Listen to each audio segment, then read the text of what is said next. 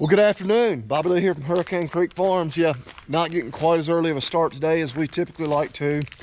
And no, I'm not chewing tobacco. I'm just, my ongoing sunflower seed addiction is still very much in place. But anyway, got a few things we need to get done this afternoon.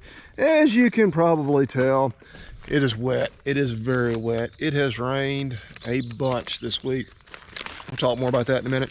But appreciate y'all watching. Appreciate those of you who are subscribed. Those of you that aren't, all you gotta do is click the button. It's so easy. And as always, give it a thumbs up. That helps us out. But let's go get some stuff done. Before we get into trying to accomplish some of our tasks that we can accomplish with it being this muddy, let's look here at our hillside. See, washing pretty bad along the arena. If you watched the previous videos where we were sowing some of that grass down, that's kind of what I want to point out. It's really it's coming on pretty well, which a lot of this is just, you know, some volunteer grasses, weeds you might could say, that are coming on their own, which is fine. Anything to hold the ground together. But the teff is coming up. Sudex, yeah, that was probably just a waste. We got some Bermuda in here too, so that's it's looking pretty good. Really, we probably ought to get some straw, some hay, something on these hillsides where it's washing. Yeah, you can see where a lot of that seed washed down here. Yeah, maybe a little Sudex there. But it's too muddy to even do that unless we were gonna do it by hand. But I don't know. We'll take a look at this. Yeah, rained. I think we had a ½ inch. It's like 6/10 on Monday. Yesterday with Tuesday, I dumped out 3.7 inches this morning. I cannot 100% remember if I dumped out that 6/10 we had on Monday.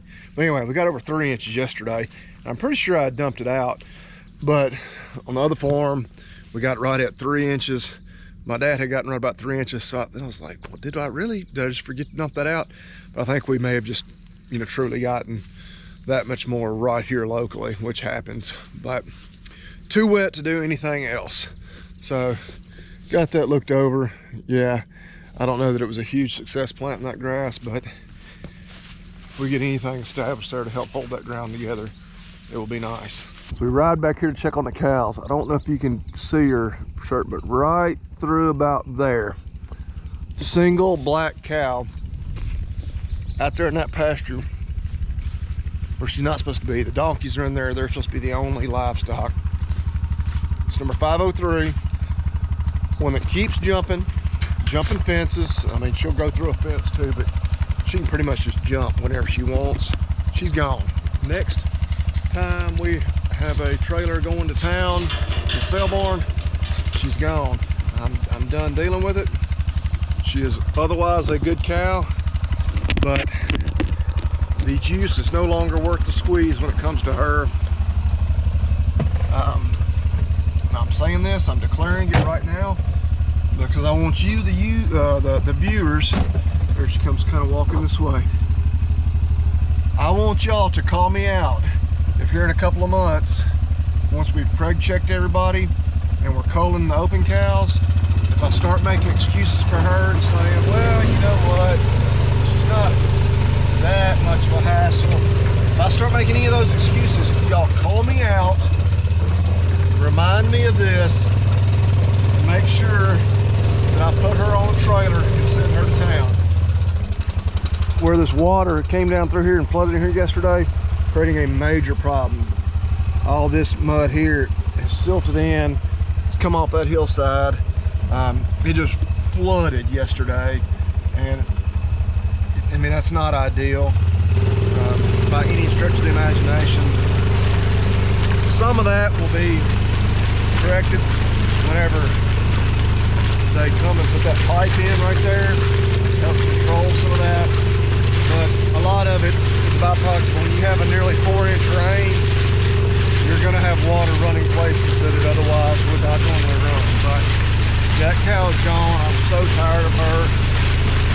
She's not really hurting much right now, but when you have roughly 39 cows that do exactly like they're supposed to, stay where they're supposed to, and do what they're supposed to, and then one who does not. She is the problem. She is the exception. That's why she's going to be gone. We'll ride over here and check on these others. See, the creek is up a little with all that rain yesterday. With the lake and the levee controlling, you know, the water flow, we don't really have to worry about it ever. The creek actually getting out much, but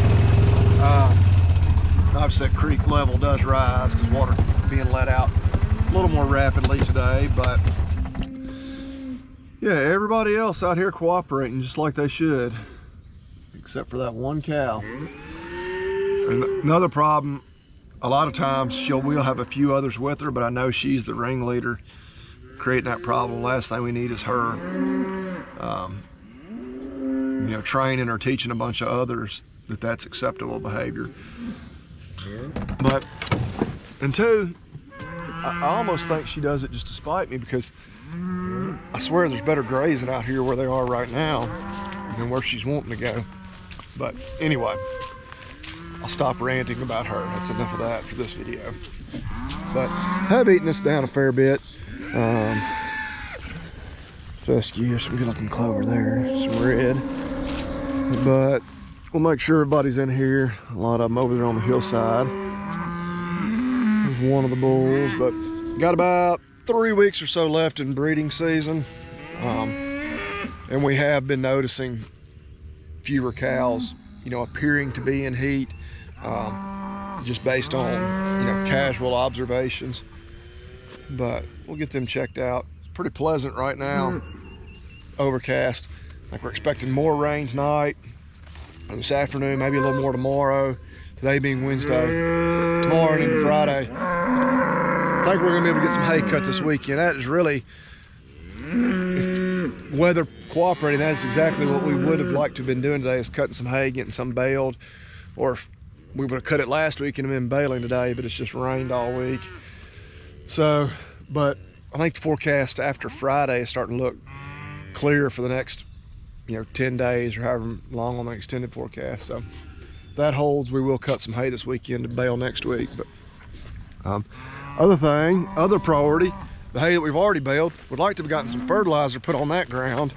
But yeah, again, we've had over 4 inches of rain this week right here, and it's just gonna be too muddy to be doing that. We'd be doing more harm than good.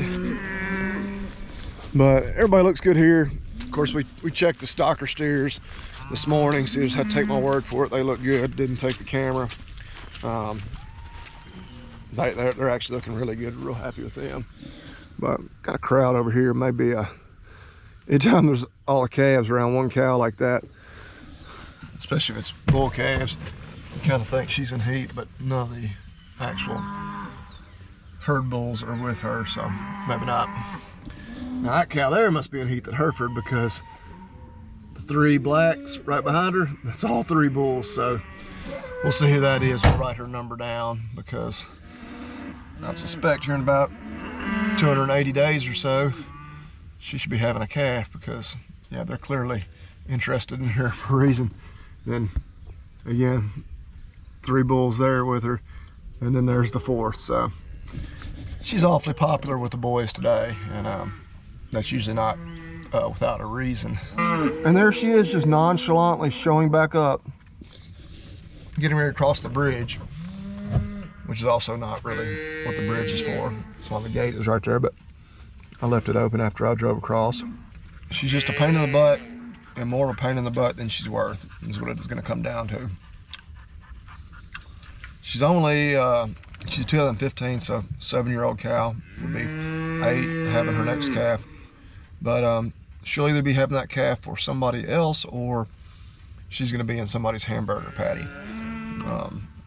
Multiple patties here within the next year. But just tired of dealing with it. Thought she was about to jump the fence right there, but this is really, really dumb. Let's watch her. She's about to. Maybe not. The gates are open.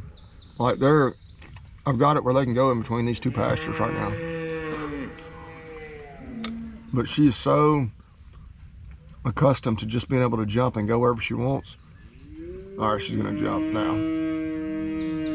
We're not gonna be able to see it. But yep, she just jumped or walked over or something. Because that's not the gate she went through. The gates are over here. So yeah, just even when the gate is open, she doesn't use it. She just goes where she wants. So we've been fortunate that she stays. She does not get out. I mean, she has, but it's been a long time since she's done that. She just hops back and forth between our pastures whenever she wants to. So not for much longer though. She's actually just going through right here. 'Cause you see how those wires are. She's not even going over it. So I'm gonna tighten up those wires. Really not so much for her because again, she'll just walk over there and jump it. But it will make it more secure for the others. And obviously this problem is partially, if not even mostly, created by how loose the wires are right here. But I swear I don't like using these things all the time, but where they do come in handy, it'll help to keep these wires more appropriately spaced. It's kind of a mess still, but can't really spread them like she was. I mean, you can see it's loose. It's old fence. It's tied into that tree. It's kind of, it's not great, but it ought to be able to hold them back. Most of them anyway. Now that we've got some hay stacked in the barn, and should be a lot more on the way, because this is a hay storage barn, it's not for equipment storage. But of course, once the hay is not filling it up, we are going to use it to keep some equipment out of the weather. But gonna get some things moved. Obviously we left that pallet where it's right in the way of the baler. But now that the horse trailer over here is out of the way, we're kind of just shuffling things around. I'm gonna put it over there underneath that side of the barn, and then back the horse trailer back under. And something I almost completely forgot about, but we got it in yesterday, finally, our mounting system from Ram Mounts that we're gonna use to mount our monitor for the hay baler appropriately, and we won't have to use just these zip ties. But it's a suction cup system. I don't know, we'll get it out of here and take a look at it with us, see how it works. Those 3 suction cups basically. I don't know where we're going to ultimately want it, but start somewhere right in here. Lock. Down. It said it is rated to hold 3 pounds, or 4 pounds, excuse me. Only 3 pounds if it's heavy duty use.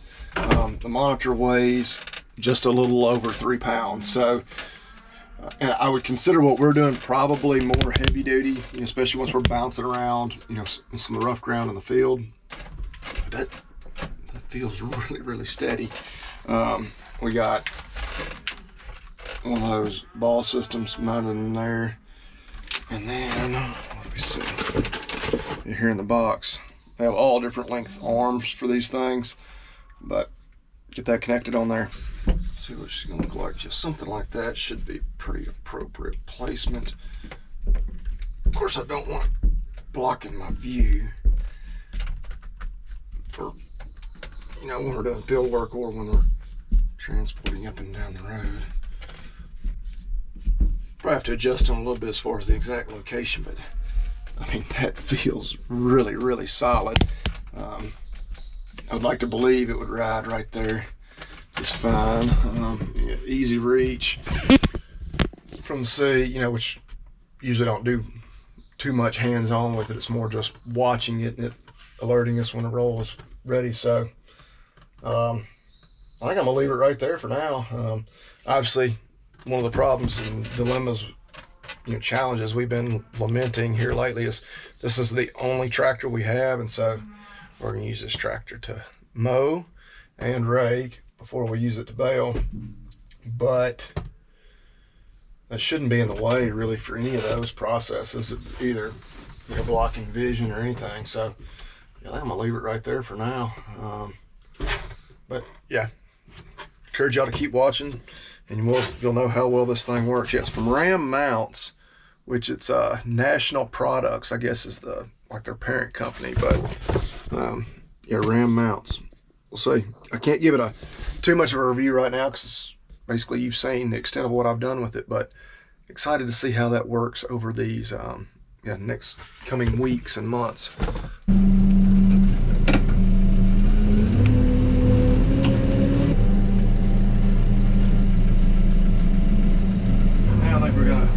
stupidly parked the rake right there, knowing full well that we would need the mower before we would need the rake. So I'm gonna take the hay sprayer off, hook up to the rake just to move it, and then we're gonna go ahead and hook up to the disc mower there.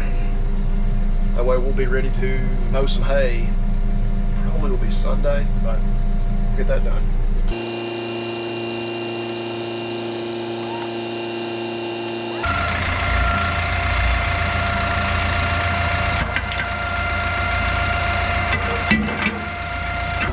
Disc mower, a little more of a challenge.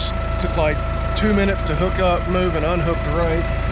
It'll take longer than that here, but they've got the lift arms about where they need to be, lined up. I feel like they've improved disc mowers a lot over the years. I mean, they should be. I mean, everything should be constantly evolving and improving, but it seemed like as a kid, we always had a lot bigger fight getting this stuff hooked up. But it's not perfectly aligned. When we get out here on the end, gotta move back just a little bit, rock it back. Maybe I can set the camera up where I can show.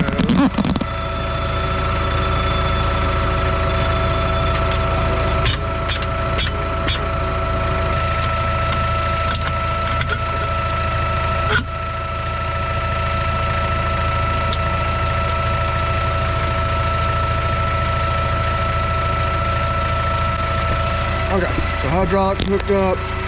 Again, I'm gonna go get the grease gun and grease that before we hook it up. But yeah, now we gotta do is service this thing. Turn that valve so the hydraulics work.